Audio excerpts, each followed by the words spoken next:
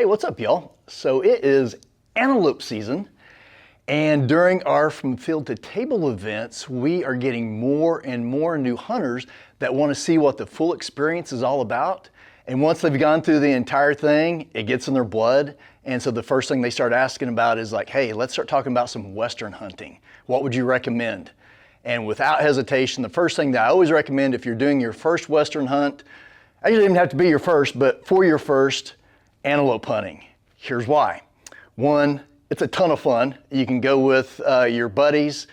You don't have to spend a whole lot of time. You don't have to take off a lot of vacation time. It's inexpensive compared to some of the others. The population in North America is thriving. They're doing fantastic. So that in turn means a very high success rate. And then that very high success rate means that you get to fill your freezer and put more food on the table. The other thing that's really good about Western hunting and hunting antelope is that you're going to be in wide open terrain, and we'll talk a little bit more about that later, but you get to work on your spot and stalk skills, and with antelope, probably one of the hardest animals in North America to do spot and stalk, and we'll talk more about that here in a little bit as well. All right, so throughout this video, we're actually going to be referring back to an antelope hunt that we did in New Mexico a couple of years ago with one of my longtime outfitters, and I also had the opportunity to hunt with a longtime client, Malcolm, who had taken his third antelope in as many years with this specific outfitter, which reverts back to, like I was telling you, it's a great hunt to hunt with your buddies. So on this particular hunt with Malcolm, like I mentioned, it is a very high success hunt, but that doesn't mean that it's always easy. You'll see in this video, Malcolm had an opportunity actually on day one, and he had a swing and a miss. We actually had to sit for like 2 hours waiting for this antelope to present a shot for us, and we're sitting in the heat, it's hot. He took his shot and he missed. So he was obviously very disappointed in himself because we sat there for so long and we're filming it, and it just happened. And it was a decent shot too. I think it was around 400 yards if I remember correctly. But remember that big population that I was telling you about? It wasn't but just a few hours later. We're literally just driving. We decide to get out and walk up over this knoll, and as we're getting out, we spot 6 more antelope, and they're all bucks. And they stood there and just looked at us, and they were about 200 yards away. And so he put a perfect shot on one, got it down. It was only day 2, I believe, or maybe even still day 1, I'm not sure. But anyway, we had a lot of fun with Malcolm. I was teasing him a little bit because I was actually looking for a buck. If you notice with antelope, their horns, a lot of them will circle in a heart shape. And so I was telling him, hey, that's really just kind of what I'm looking for. It doesn't have to be any giant or anything like that. So I'd kind of like to have one that was heart shaped. He said, well, you can have if we see one that's heart shaped, that you can have it, and I'll go later. And anyway, we walked up to it. I was like, oh man, this one's perfect heart shape. And you'll see the look on his face. But anyway, just giving him a hard time. Lots of fun antelope hunting with clients. All right, so let's talk about terrain a little bit. Like I mentioned earlier, obviously it's going to be states out west. We have a few favorites. I love hunting New Mexico. It's close to Oklahoma. I can be there in less than 10 hours. But also Montana, which we're actually heading to here in a couple of weeks for this season. And then Wyoming is another favorite as well. But one of the things that they all have in common is they love the wide open spaces and short vegetation.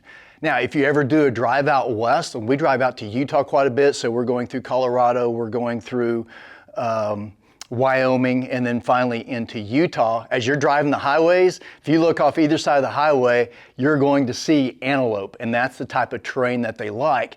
Very little topography changes, elevation changes.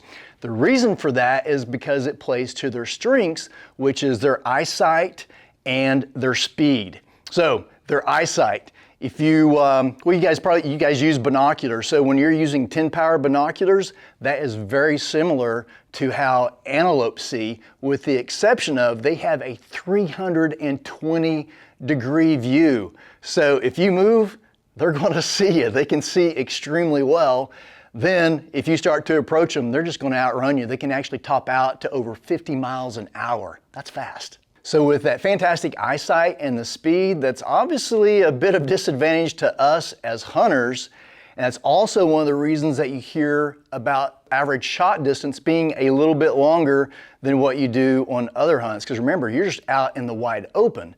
but it's also going to teach you to be able to practice, or give you the opportunity to practice using what little topography changes there are to your advantage. We'll talk about this a little bit in more detail later, but you do definitely need to practice that 200 to 400 yard range shot.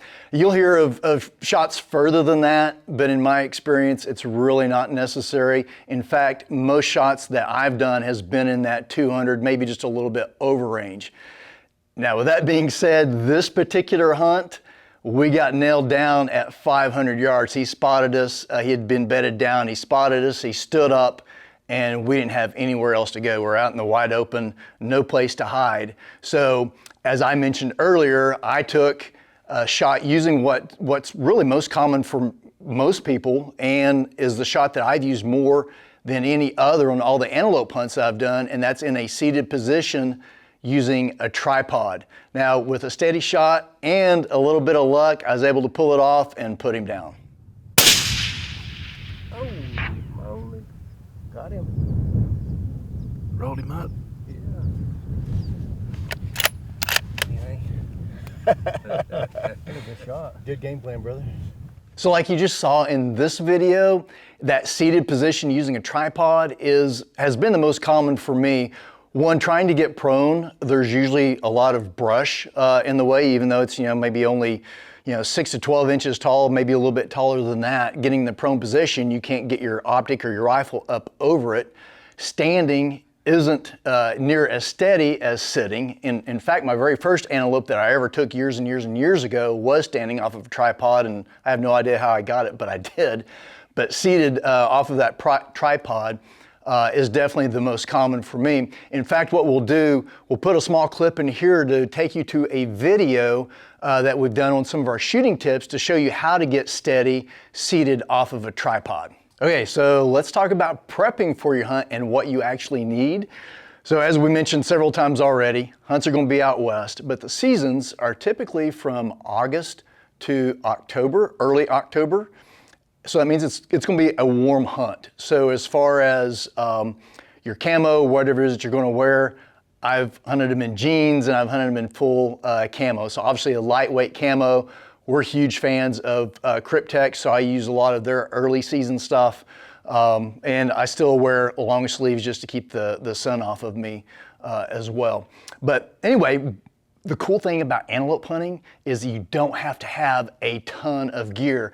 So just like with, you don't have to have a ton of time to take off work, you don't have to go buy a whole bunch of expensive gear either. So what I've done, I've narrowed it down to 5 things that you pretty much have to have, and then we've got a few add-ons on there that make it kind of nice as well. So we will start with the firearm, and I've kind of condensed the firearm and your optic and your ammo, because obviously you have to have all 3. I guess you could do it open sights if you wanted to. I'm not that good. My eyes are too old. I need a good optic. So for us, we're using the Benelli Lupo.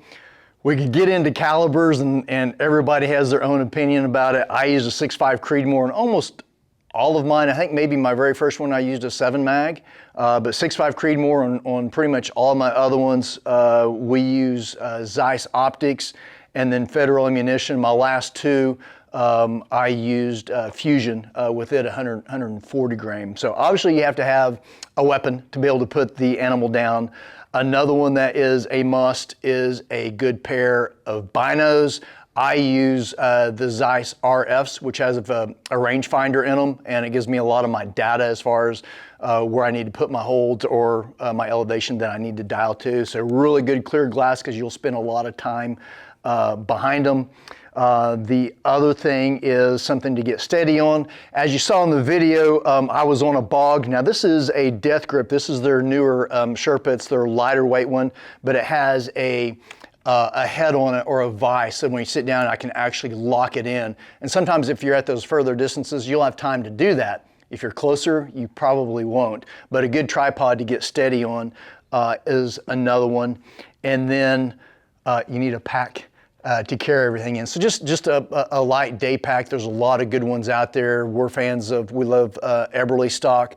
This one is from Outdoorsman's. I actually really like This little pack, I'm going to forget the name of it, but it actually has a very sturdy frame. I've actually packed out a cow elk with this pack, but it's super lightweight and I can put lots of stuff in it, usually rain gear, snacks, my knives, water, which I'll talk about that here in a second. But anyway, so just a good light pack. And then one of the finals that is a must-have is a good sharp knife.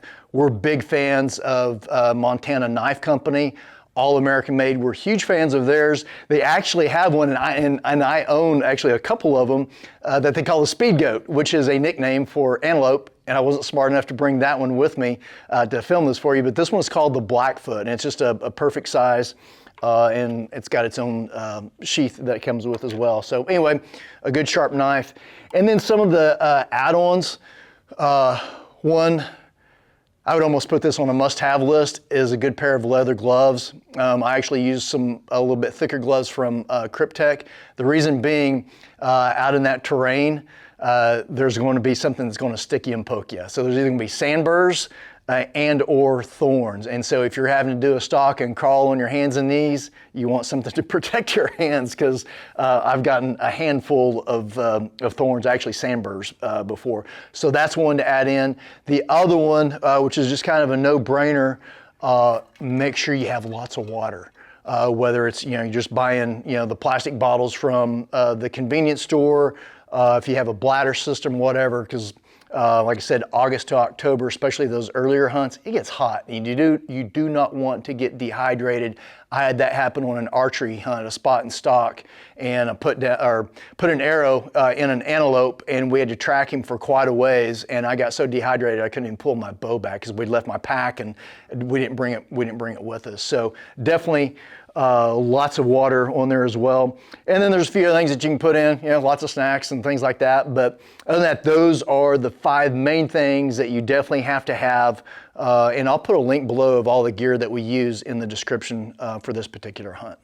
All right, so we've learned where you're going to find antelope. We've learned how you need to practice for shooting antelope. And we've learned what gear that we need to use. But the final thing, the reason we call it from field to table, is because you want to put something on the table, right?